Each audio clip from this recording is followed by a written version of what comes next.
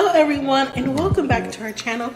We are Millennial Mom. If you don't know who is who, I'm Millennial. This is Mom.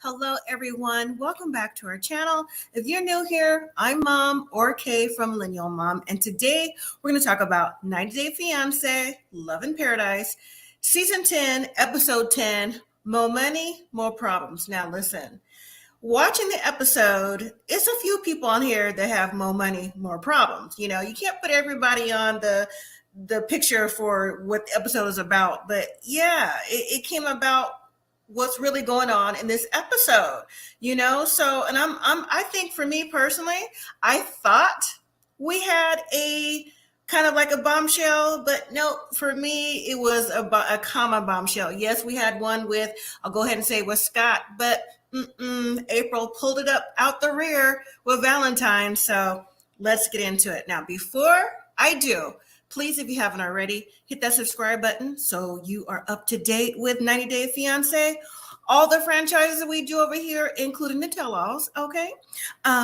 Like the video, leave me your comments. Let me know what you think about the couples and or what you think about the episode, because you know what? Maybe you have a different point of view.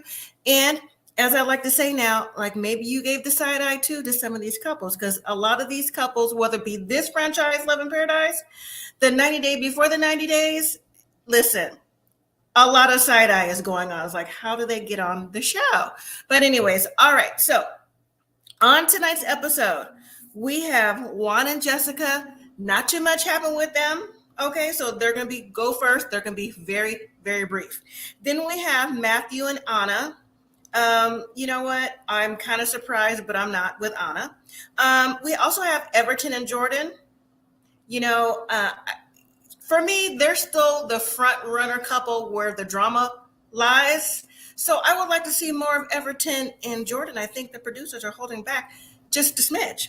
And then we have Lidia and Nicole. They were brief, but we also have Scott and the ex-girlfriend-ish from Colombia. What is her name? Liz. That's 29. Okay. And then, like I said, we also have April and Valentine on this episode. So let's just get started with Jessica and Juan. So today, Jessica and the boys are headed back to Wyoming. Everyone is emotional about this. Well, Jessica and Juan are definitely emotional. Jessica is, you know, she's on the fence. She wants to leave to go home. She knows she has to. But because Juan works in the cruise industry, she knows Juan makes tips. She knows Juan is young and attractive, and women hit on Juan. And Juan, he might possibly, just by the things that we heard in the previous episodes where, you know, was going out on excursions with different ladies, or a particular lady in particular, double entendre. Sorry about that. You know, Juan might not be as faithful as he's telling Jessica. And Jessica, she realizes this, but same time, she's pregnant. She planned the pregnancy, right? Especially after she found out about Juan and this other lady, that the only one that she found out about, right? The trust just isn't there. So yeah, she's going to miss Juan. Juan's going to miss her. So just him being away for 6 months at a time, his visa hadn't been approved, and just the anxiety built up with Jessica. Juan, okay, so I think he's going to miss Jessica, and he's going to miss the boys in his own way. Her boys. But I think the fact that Jessica is now pregnant, and that he's not going to be there with her along the way. It's his first baby. He mentioned last episode that he lost his mom. So it's a bunch of little things going on with Juan. Juan isn't tripping off of being on the cruise. You know, I think Juan feels like he's going to do what he has to do. You know, whether it be tips or whatever, Juan's going to do whatever he has to do. Okay. So Jessica and the boys are at the airport now.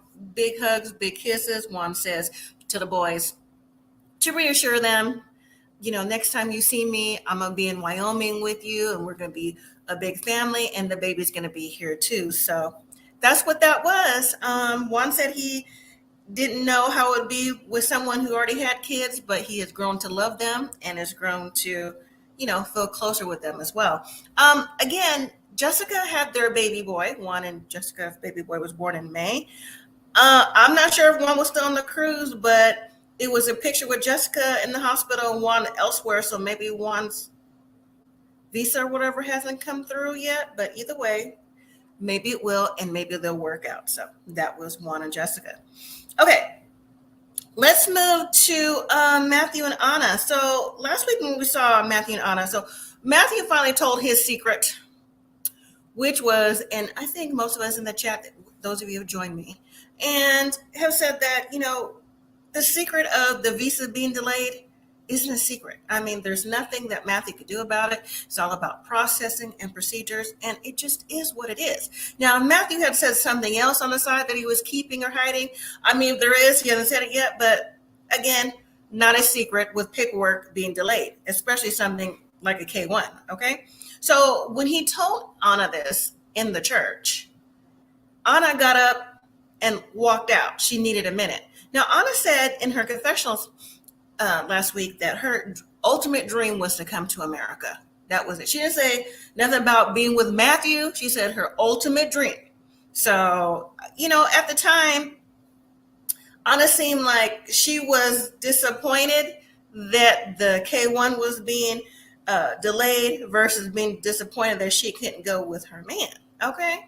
So a little while goes by and now it's the evening time. So the whole thing of their episode was they were going to go see the church in the little neighborhood Airbnb that Matthew set up because he's going home in a couple days, to spend the last weekend together. I'm surprised that the dinner still took place because Matthew was sitting at the table hoping that Anna come, and he's telling in confessional that, hopefully she'll show up and he can explain his case and, they can move forward. So guess what? Anna did show up, and she didn't show up with makeup running down her face like I thought she would. I still thought she would be in the moment of when we saw her laying on the bed, just crying her eyes out. But she came fresh faced and all. Also, Matthew said that, he's sorry, but he hopes that she will understand. And so Anna said, well, the point of the conversation came up was, will you wait for me? And it happened on both sides. Anna asked a question, and so did Matthew. Matthew said, wherever you are, Anna, it already feels like home. So of course I'll wait for you. And Anna ate that up, right? Because even though she knows that 2 years is a long time, longer than what he told her it could possibly be, she says that she feels better about it, but also said too, that you never know what could happen in 2 years, but as long as they're dedicated to each other. But they're engaged though. I know things can change when Matthew goes home, but Anna is, you know what? I'm not sure if I know she's a kickboxer or a martial art person when we met her in the very first episode, but I wonder what her true ambition is. Like, does she want to go professional in that or whatever her job is? I don't know, but whatever it is, it's here in America. So, they put their trust in each other, and that was it. Anna just said that hopefully their engagement will stay the same and her dreams will come true. And that was that. All right. So let's move to Everton and Jordan. So it's the next morning of when Everton, his mom, his sister, and his brother sat outside in the evening talking with Jordan, getting to know her, because Jordan, even though her and Everton have been in a relationship off and on, she's never met his family. So part of the conversation the night before was Everton's sister asked about them getting married. And this came about when Everton said that he and Jordan had bought a piece of land in the Cayman Islands, and the family was happy about that, saying, owning a piece of land, can bring wealth and stability to the family. And so again, when the question was asked, well, are you going to get married?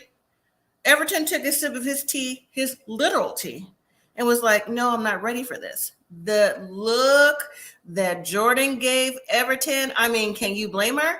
Off and on for 12 years. They have this property together. They're trying to put a business on it or build whatever on it to create wealth and, build homes and get married. Well, that's what Jordan thinks. To hear that information, well, the family kind of was like, you know what? We're going to let y'all have it. We're going to go inside. So the mom, the sister, the brother, they go inside and let Everton and Jordan just sit out there in a hash out whatever they need to hash out. Because Jordan was saying, you know what? Guess what? Well, maybe I don't want to marry you now. Okay. So now fast forward to the next morning. Jordan wakes up and she's still in shock about things that happen. And yeah, she's thinking like maybe she made a big mistake. Jordan is really saying how, maybe she was in a different mind frame thinking that Everton was the man she was going to marry and just all those things, the self-doubt, which technically Jordan is not incorrect, because Everton has other things on his mind. Because, it still goes back to that voicemail. I just have to keep bringing that voicemail that Jordan got even before on the plane on the way to Jamaica. That already seemed like it was a setup, by the other lady. Because how did the other lady, the other woman, whoever was on the phone, tell her that, you think this is your man, but he's over here with me. So Everton is telling Jordan, he's sorry about that, what happened last night, and he doesn't want to lose her. He said he wants to prove to her it's not like that. Maybe he misspoke. And Jordan was saying, you know what, you will have to win me back. So Jordan, for the moment, is thinking, well, maybe she took things of her own perspective and took it out in another perspective, thinking like, well, I'm from here, he's from there, and maybe we're not really seeing things how they really are. So she's decided to give him another chance for now. And I'm like, really? Because what else does a man, when he says he's not ready to marry you, what does that mean? Like, what's the alternate meaning? I'm just asking. So once Jordan gets up and everything, they see Everton's mom. She's out in the garden or field or whatever, tending to it. And so it's time to bring water back into the house because there's no, in that house they live in, there's no running water. So they have to go get it.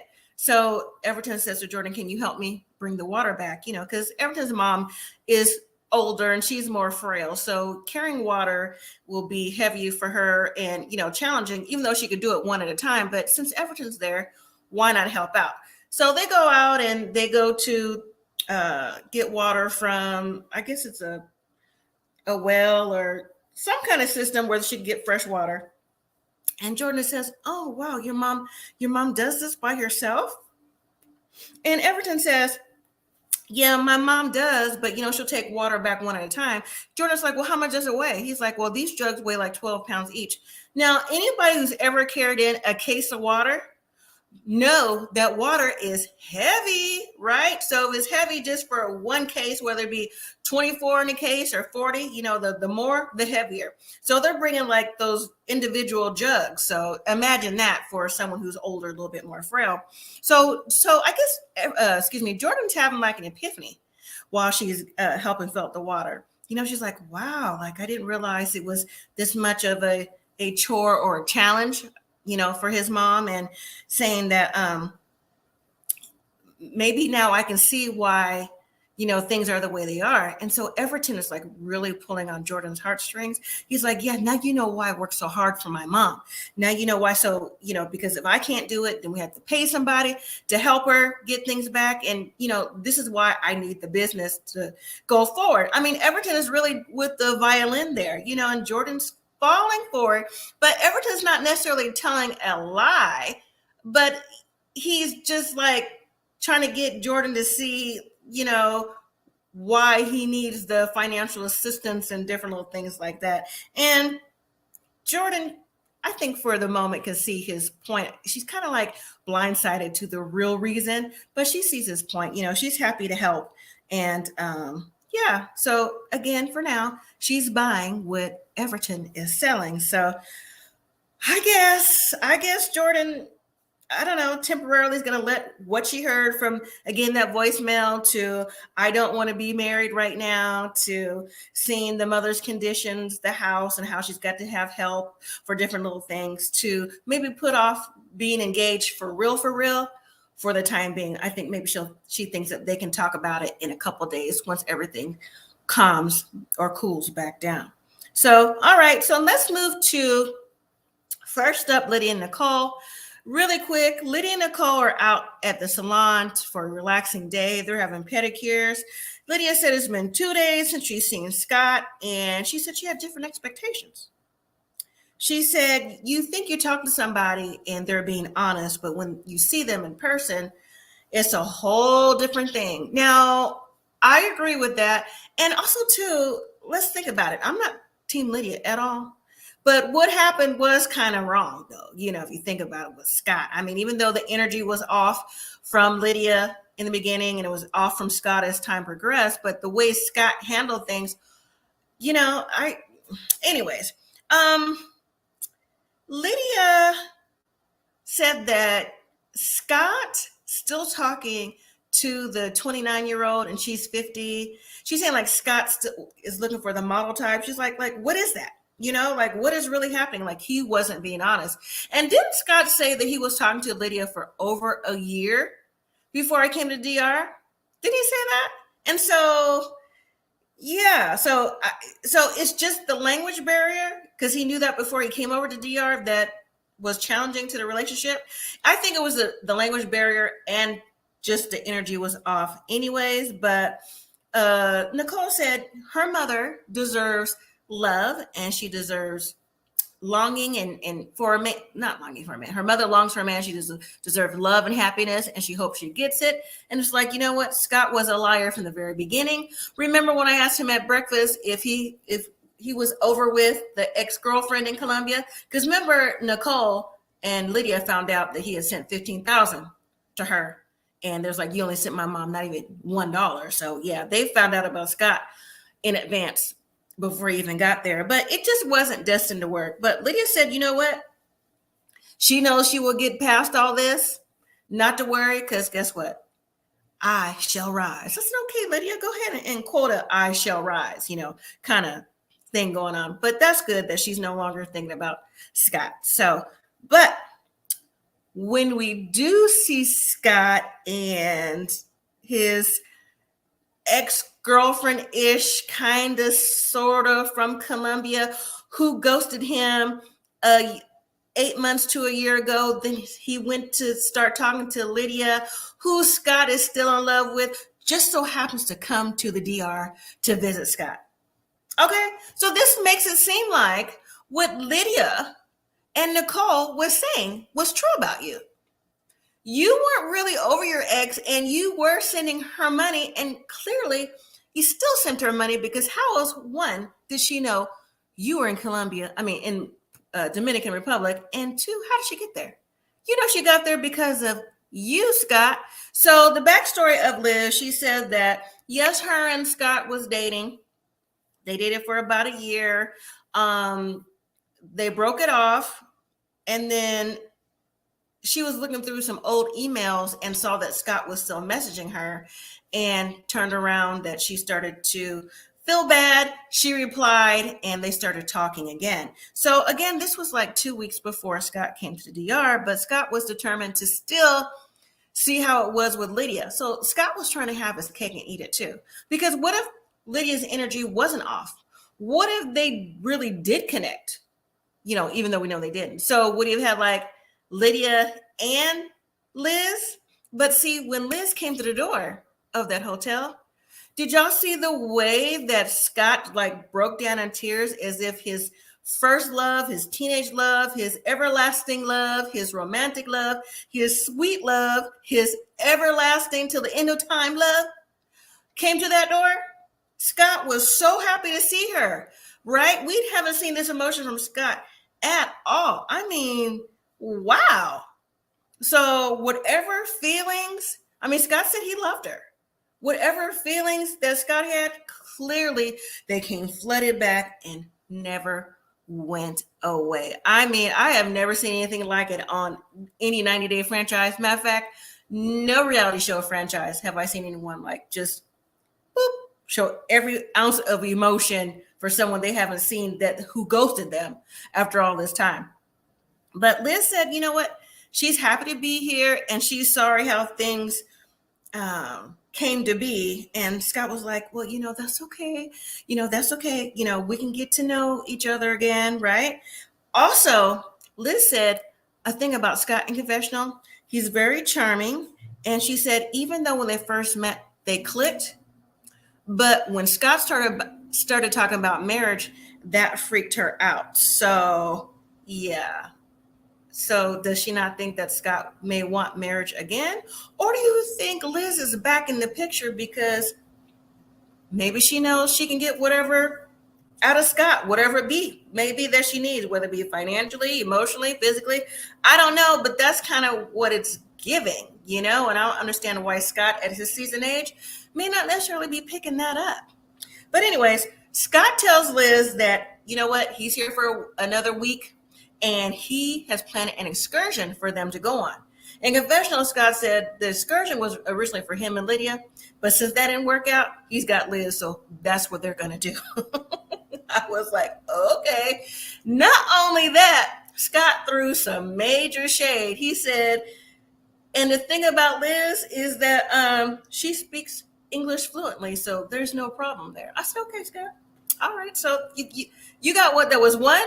That was two. Two things of shade. So there it is for that. So I guess, we'll see if Lidia and Nicole find out that Scott's Colombian ex-girlfriendish Liz has made it to the DR before they get to an excursion, because that would be something to see, if they did come to the hotel. Because Nicole, I don't put it past Nicole at all to come to the hotel and make some noise. All right, so let's move to April and Valentine. So it's the morning after the party, the get together at Valentine's house, or Valentine's mother's family's house, wherever they are. And so they're packing up to leave, and April is saying, because she doesn't really speak English, Spanish, and he doesn't really speak English, that she's happy to be there, but she's ready to go back to the resort town where they met. She said she's excited so they can get to reconnecting, because that's why she came for Valentine. And so April's asking Valentine, was he kind of like, was it okay, or did you feel a type of way that I didn't use the restroom at your mother's house? And I'm still under the impression that that's where they are, right? Or are they still at the hotel, or they left from there and went to the hotel that they were staying at and then was going somewhere else? I don't know. Either way, April had said when she was at the party that she hadn't used the restroom in 8 hours, a little more than 8 hours. And when she went in the bathroom, just a little bit of backstory. When she went in the bathroom, okay, once again, it's in another place that doesn't have the same amenities that you would find in most American households that have running water. So you have to use a bucket to flush the toilet. And as many products that April brought, the Lysol, the wipes, the gloves, right? Because she's a doctor, right? She could have wiped the seat down. She could have maybe put some toilet paper or something on it. I'm sure she brought some extras in her bag, right? Because she's OCD about cleanliness, to use the restroom and flush the toilet. Because how else would you do it? So that got me to thinking, like, if she didn't use the bathroom, did she even wash her hands the whole day? Because she was helping to prep food too. Like, did she wash her hands? But Valentine said he was offended. He was offended by everything, and he said he felt like he was disrespected. And you know what? I have to agree with Valentine. I really, truly, truly do. April says that she feels terrible. She doesn't want to feel like she's above anybody, and hopefully the family won't judge her. So when we see April again, April clearly made to the resort town that her and Valentine met at a nicer place, according to April. More her speed, it looks like. April says to producers that she hadn't seen Valentine in about 3 days. She said he hasn't answered her text, nothing like that. But he did tell her in one text before he got ghost that he was going to stay at his uncle's house to watch the dog or something like that. April says she didn't believe it because she sent so many texts and he just hasn't responded. So she says she's not going to sit around and just wait on Valentine. She goes, even though, he's out of line and wrong, she's going to continue to do what she came to the Dominican to do. Not just to see Valentine, but to see how her business is going. Now, she has a luxury car business. And guess what? The luxury car business is with a business partner who happens to be her ex-boyfriend, who she dated for 2 years, who she's known for 10 years. So they're still friends, and they have a car business, like, luxury cars, like maybe Escalades, Denali's, Mercedes, things like that, for people who want to ride around in style, or people who's in business or business minded or business edge or whatever, to ride from place to place in style and luxury. She said someone like me would want, I guess a regular Uber or taxi isn't good enough. But then she just say that she didn't want Valentine's family to feel like they were being judged because she won't use a toilet, but she wants to drive around in luxury on a vacation and not use a regular Uber. Anyways, so when she's talking with Mike, he's asking, so how's it going with the boyfriend? And April actually gives the story that she hasn't seen him in 3 days. Okay. And in confessional, her ex-boyfriend Mike was like, that those are red flags. But he also said that April is the type of person that Valentine wouldn't call off the relationship. April would call it off. Like, she's a strong woman. Like, it's not over till she says it's over. I was like, that's very interesting. So then April says, well, I want to go out to see if I can find him, because she sent him a text, and Valentine pinned his location. And so Mike was like, go out and to find who?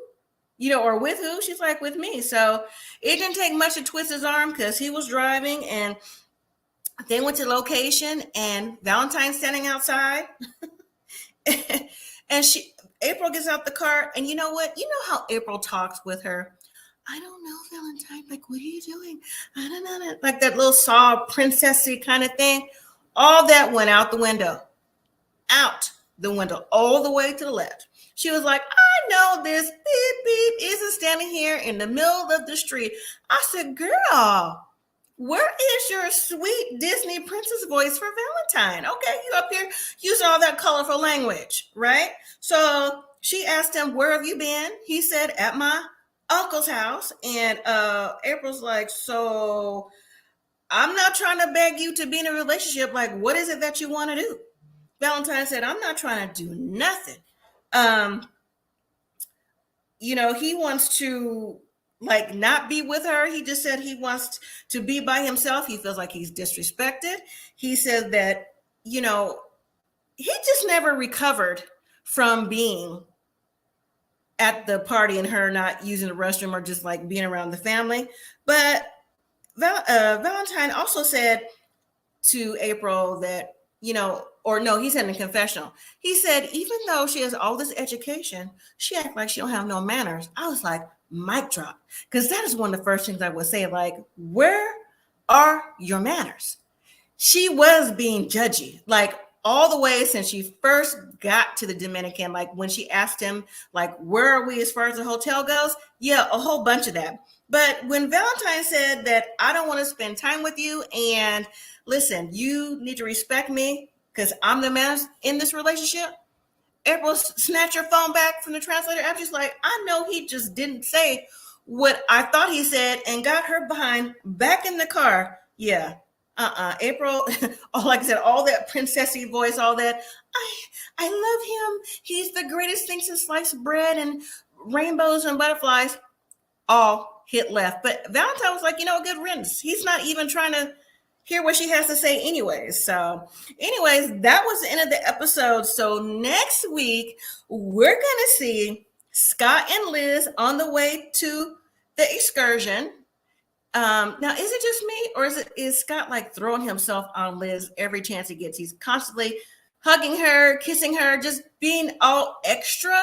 Like I said, like teenagey, I'm in love kind of thing. But Liz says in confessional, she's feeling pressure when it comes to Scott. And Scott is also acting like he's desperate. Okay. And then we also have Valentine and Carlos. Valentine is saying he's hoping that Carlos will still come back and still apologize. I think he's still holding on to thread that they're still going to get married or something, right? Again, their relationship is so volatile, but I guess we'll have to see if it pans out. And then next thing you know, it seems like it's Carlos's back to the camera. So we'll see, hopefully next week when they're on next week's episode, to see if that's really him, to see if he's going to apologize or maybe close the door and go on the separate ways because they never really seemed to got closure, them two. And then Jordan and Everton. So Jordan found out that Everton is giving money to a side piece. So I guess that conversation with the voicemail is coming back around. Jordan, you just have put yourself in a big old pickle. So anyways, well, I'm excited for next week's episode. I just really want to see more of Jordan and Everton now that Jessica is back home. So there's really nothing to follow with Jessica and Juan's story. So, all right, everyone. Thank you so much for watching. Don't forget to hit that like, subscribe, comment, and share. And until next time, everyone, live simply, be grateful.